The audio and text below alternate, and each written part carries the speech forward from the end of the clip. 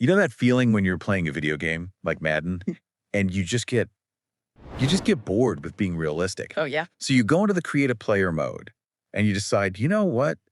No more balance. I just want to break the game. The cheat code player. We've all done it. Exactly. You just take every slider, speed, strength, jumping, everything, and just crank it all the way to 99. Right. And it's fun for about, what, 10 minutes? And then you realize the game is just completely broken. It feels fake. It feels unearned. But here's the thing. Today, we are looking at a stack of documents, scouting reports, medical files, track logs that suggest this cheat code human being might actually exist. But as you know, when you mess with the sliders that much, glitches start to happen. And that is absolutely what we're seeing here. We're doing a deep dive into the file of one Deon Dicker. The source is a profile called The Prodigy of Mill Valley. And usually, I roll my eyes at a word like prodigy. Sure. But after reading this, I honestly think it might be an understatement. It's a fascinating case study. Because the idea of a perfect athlete, it's a myth, you know? You usually trade size for speed or power for endurance. Right. Deon Dicker just seems to have refused to make any of those trades. Okay, let's just anchor everyone with the physicals because this is where that whole video game thing really starts. Yeah. We're talking about the number 3 QB in the class of 2035. Yep. Mill Valley High in Kansas. He's 6'1", 200 pounds. Which is, I mean, that's pretty much the prototype for a modern quarterback. Sturdy enough to take a hit, lean enough to move. Okay, solid build. But then you get to the testing numbers. This kid runs a 4.29 40-yard dash. I have to stop you right there. Just let that sink in. Yeah. 4.29. Yeah. That is not fast for a quarterback. That is faster than most NFL receivers. If a defensive back runs it at the combine, he's a first-round pick. For a QB to do that at 200 pounds, it's just absurd. And he pairs that with a 42-inch vertical leap. Which is NBA-level elite. We're talking about a guy who can literally jump over defenders in the end zone. So, on paper, Deon Dicker is maybe the greatest athlete we've ever looked at on this show, period. But as we got into this file, we found a story that is so much weirder and honestly a bit darker. Mm-hmm. We have major medical red flags. We have track times that seem to defy physiology. And we have a recruiting list that, well, we'll get to the recruiting list. It's a head scratcher. It really is a mystery disguised as a football player. We have to figure out, is he the greatest prospect of a generation, or is he a biological glitch that can't actually survive the sport? We'll start with the football numbers. Yeah. Because usually when you hear super athletic quarterback, you immediately think runner. Right. The dreaded athlete tag. Yeah. In scouting, that usually means we don't know if he can really play the position, but he's too fast to keep off the field. Deon Dicker just completely shatters that. Let's look at year one. As a freshman, he only plays 6 games, and we have to put a huge pin in that for a second. A very big pin. But in those 6 games, he throws for 1,673 yards and 18 touchdowns. Just do the math on that. That's nearly 280 passing yards a game as a 14-year-old. So then we get to year 2. This is the healthy year, the only full season he's played, 13 games. And the numbers look like a typo. 3,944 passing yards, 39 touchdowns. And crucially, only 8 interceptions on 400 attempts. 400 attempts. That is a ton of throwing for a high school kid. It's massive. It means they were running a pro-style up-tempo offense. They trusted him to make a decision every 20 seconds, and he was averaging over 300 yards a game. And the efficiency just kept getting better. Year 3, again, a short season, only 5 games, but his quarterback rating shot up to 229.0. Which, it's basically a perfect score. But here's the stat I found really interesting.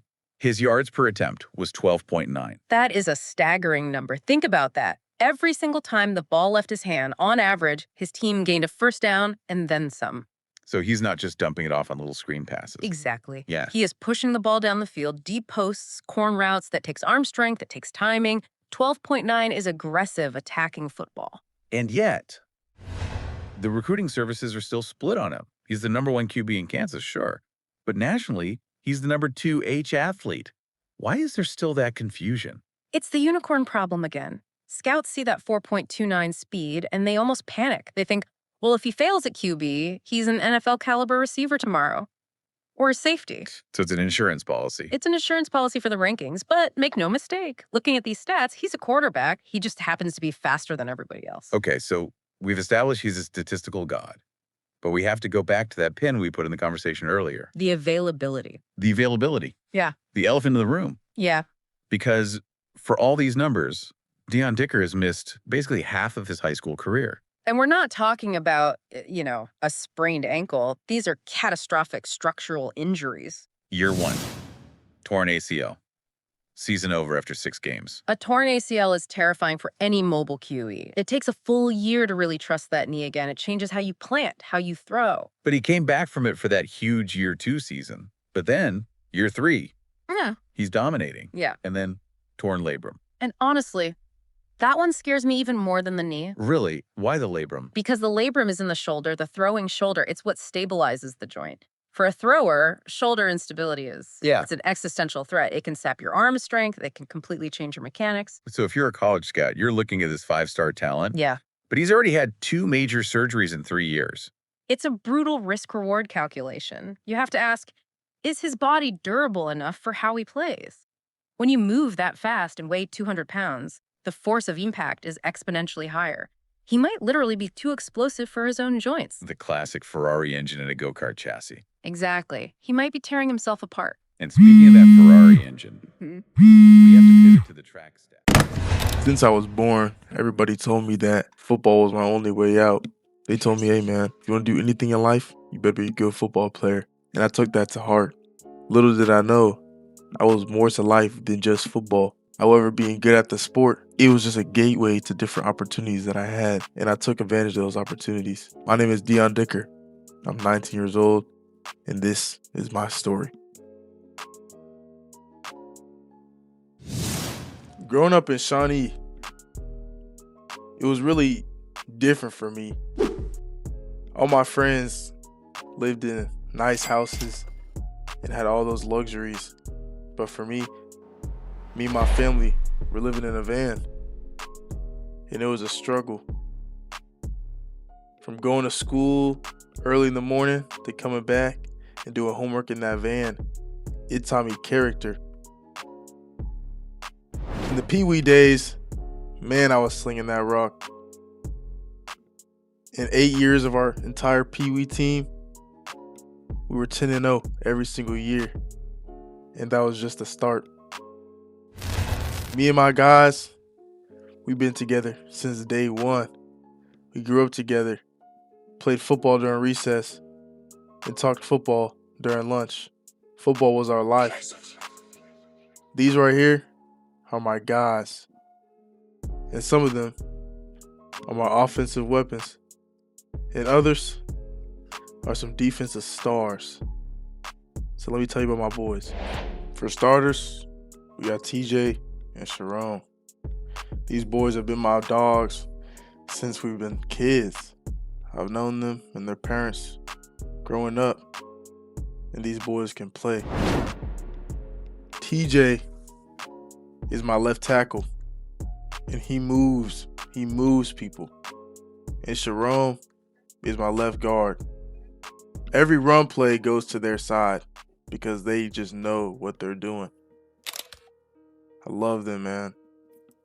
Sharon and TJ have both been blessed to have Division I offers.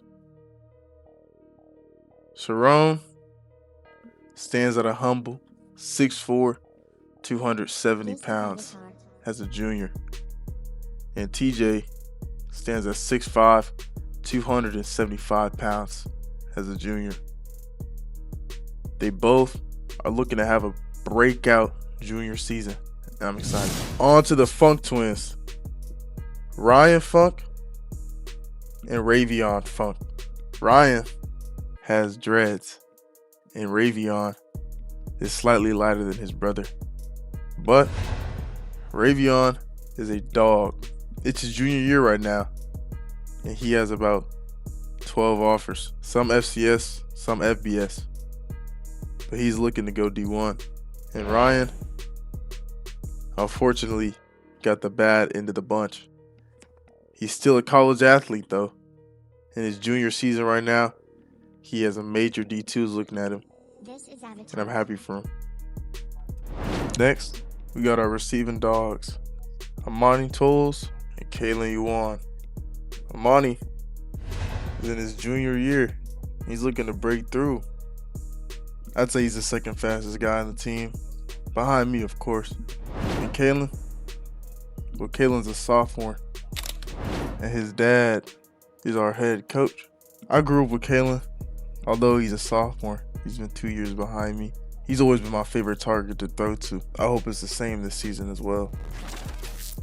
In the last 3 players, we got Martin Smoker, we got Russell Diller, and we got the second best player in the team, other than me, the number 6 edge rusher in the nation, Martin Rober. Man, Martin's a dog. He's kind of heavy right now, but before the season starts, he told us he would lose weight. We were kind of on him for it. He was looking like a D tackle, supposed to be an edge rusher.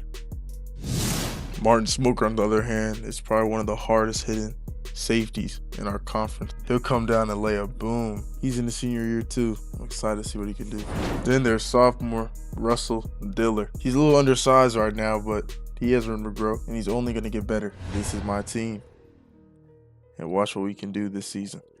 In this week's matchup, we have Duncanville and star sophomore quarterback Caleb Nobles, along with a great freshman corner in Calavion Loom and a great freshman receiver in Emory Bullock, as well as a star running back named Emmett Soul. First play of the game for Duncanville, they get stopped at the line and punt. We get the ball, and I look for a pass to Monty Tolles, and it is nice and complete. We don't make a play on that drive, but they keep getting the ball, and we get a stop. We get the ball back, and we look for a play down the field. I use my legs. We start driving the ball down the field, and I keep showing them what I can do. Slowly but surely, I throw an incomplete pass. So we take points on the board. 10-0. On the very next drive, they look for a pass, and it is caught. They're slowly but surely making waves down the field, but our defense is elite. But we're not letting anything come around to us. They get a nice completion down the field, and then rush it in with Caleb Nobles for a touchdown. But that doesn't matter to us. Our defense is strong and gritty. We get the ball back, and I try to make a play, but it's bad down. The very next play, I pass it to Ryan Funk, and it's caught. And then I look for my running back. I hand it off to him and let him get to work. Slowly but surely, we play action pass, and I find a pass to Kalen, and he starts running down the field. Once again, we're in a goal line situation, but we get stopped. And we run it in with our running back for a beautiful touchdown. Martin Rober even gets involved here with a nice TFL. And then we get the ball back, but they immediately get pressure. Then I look for a shot down the field, and it's caught by Ryan Funk. The very next play, I look for another shot to Monty Tolles, and it's caught. He's shown us why he's a dog.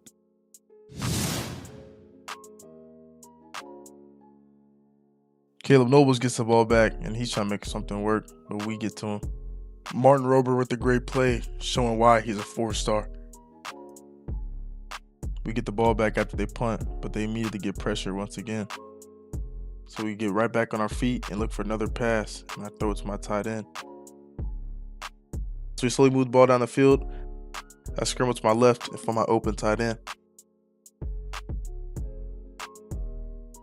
On the very next play, I pass it to Monty Tolles, and he gets loose once again.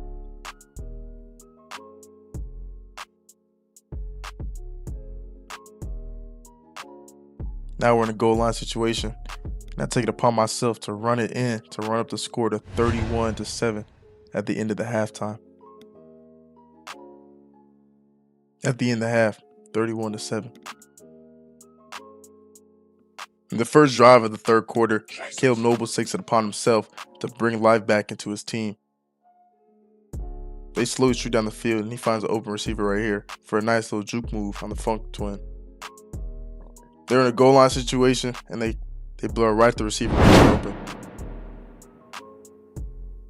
I take it upon myself to find Kalen Yuan wide open for a blur, but nothing happens on that drive.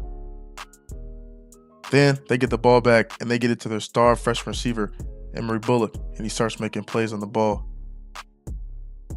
They take a field goal on this drive to get points on the board. The very next drive, they held us to a 4th and 1, but we converted. But nothing else happened on that, and then they get the ball back. There was a flag on the play, but that don't matter. It was on them.